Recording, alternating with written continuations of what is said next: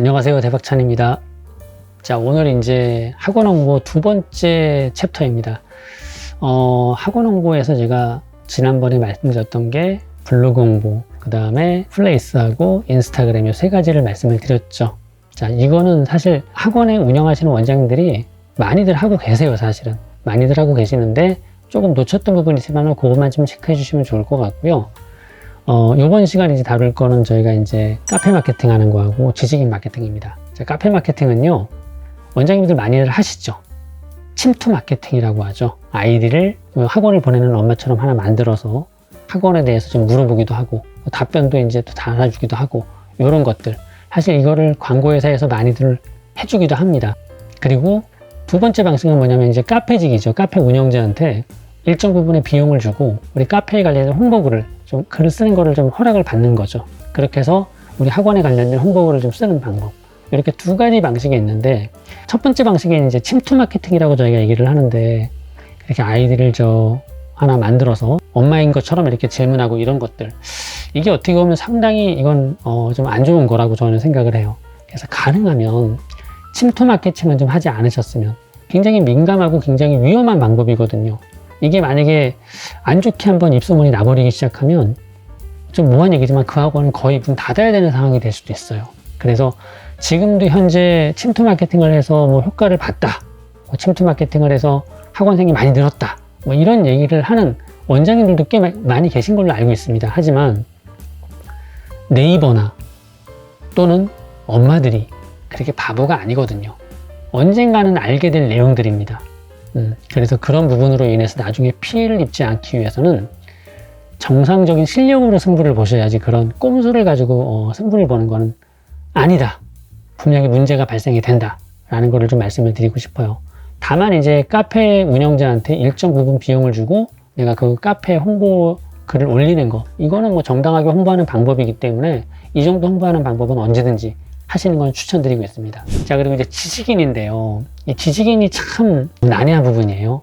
보통 지식인은 어떻게 하냐면요, 원래 이제 이런 것도 광고회사에서 많이 작업을 해줍니다만, 질문도 광고회사에서 하고 답변도 광고회사에서 합니다. 결국에 무슨 얘기냐면 질문도 학원에서 하고 답변도 학원에서 하는 거예요.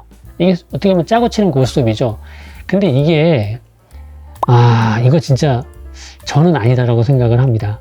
이거 잘못했다가는 큰일 납니다, 진짜. 큰일 납니다.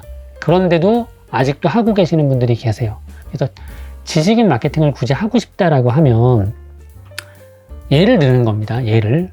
인천에서 학원을 이제 알아보는 분이, 인천의 영어학원, 이제 인천 영어 고3을 학생을 이제 영어학원을 보내려고 합니다. 그럼 엄마가 이제 우리 아이가 이제 이번에 고등학교 3학년 올라가고요.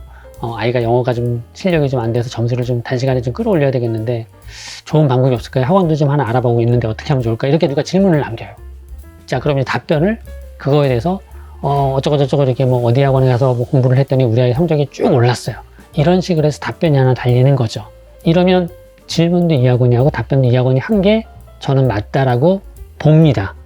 그래서 이런 방법은, 이거는 좀 약간 마케팅하는, 홍보하는 방법 중에서 약간 저급한 방법이거든요. 그런데 이 방법 말고요, 그냥 지식인 부분에, 답변 부분에다가 지식인이 글이 올라오잖아요. 우리가 굳이 올린 게 아니에요. 우리가 올린 게 아니고 그냥 일반 진짜 학부모가 올리는 글이에요.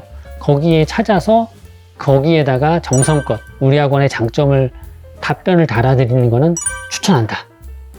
이런 방법을 좀 해보시는 게 어떨까 라는 말씀을 좀 드리고 싶어요.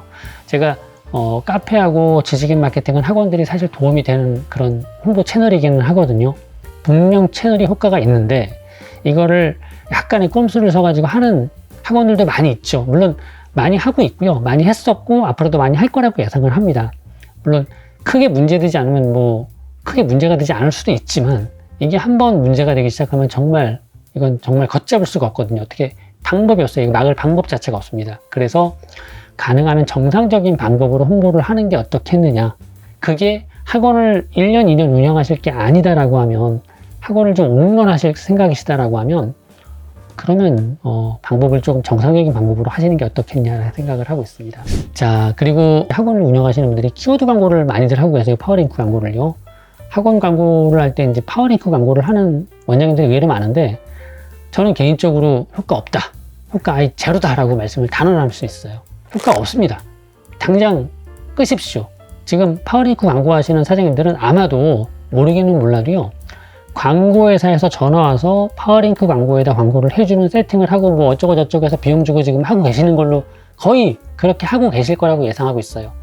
효과가 없습니다. 그냥 광고회사 돈 벌어주고 있는 거예요. 아무 의미 없는 짓을 지금 하고 있는 겁니다. 빨리 광고는 내리시고 그 광고회사는 잘라내는 게 좋다 라고 제가 아주 이거는 학원을 드릴 수 있을 것 같아요.